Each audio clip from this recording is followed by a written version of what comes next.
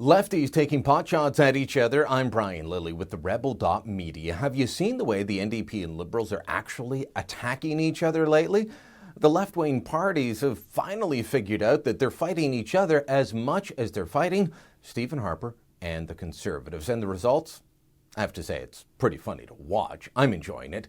Thursday morning, I got this email from the Liberals sent under the name of Marco Mendocino, their candidate for Eglinton Lawrence. This is the Toronto area riding held by Conservative Finance Minister Joe Oliver.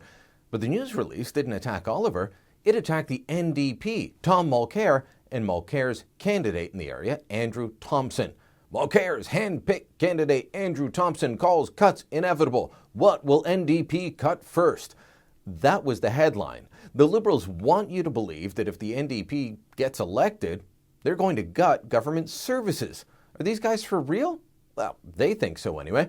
On Wednesday, they sent out a news release talking about the NDP and austerity. Mulcair's austerity pledge and phony middle-class rhetoric don't add up. Oh man, what is Mulcair's austerity pledge? That he said he would balance the budget if he forms government. Something Justin Trudeau used to say, but doesn't say anymore.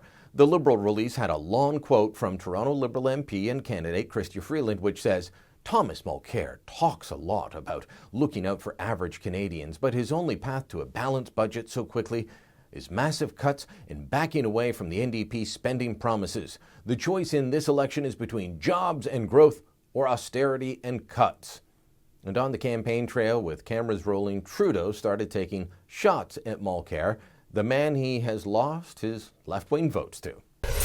Has been talking for months now about hiking corporate income tax rates, and about cancelling income splitting as the ways he's planning on paying for the billions of dollars in promises that he's making.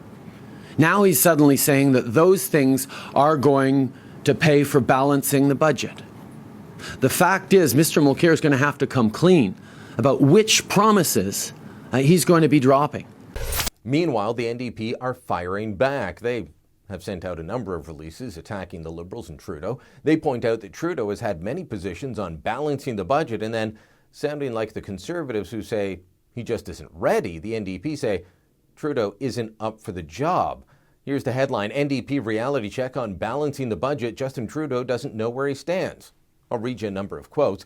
In 2008, during the economic crisis, Trudeau said there was no need to run deficits. Quote, it could have defended the interest of Canada while at the same time being in a position to generate a budget surplus.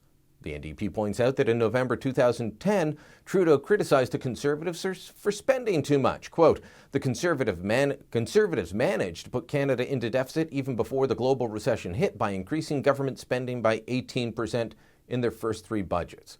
In February 2011, Trudeau said, Mr. Speaker, we are looking at a $56 billion deficit, yet Conservatives want to borrow another $6 billion just to give Canada's wealthiest corporations a tax break they do not need.